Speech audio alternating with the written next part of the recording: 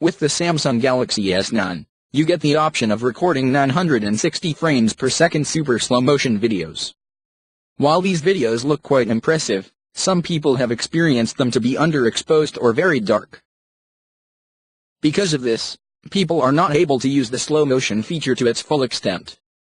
In most cases, this problem is because of the Samsung Smart Stay feature, and disabling it will most likely fix this issue.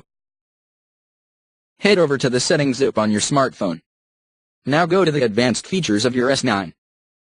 And here, you have to disable Smart Stay. Doing so will fix the slow motion videos exposure on your Samsung Galaxy S9. Thanks for watching. Let us know if this helped in the comments below.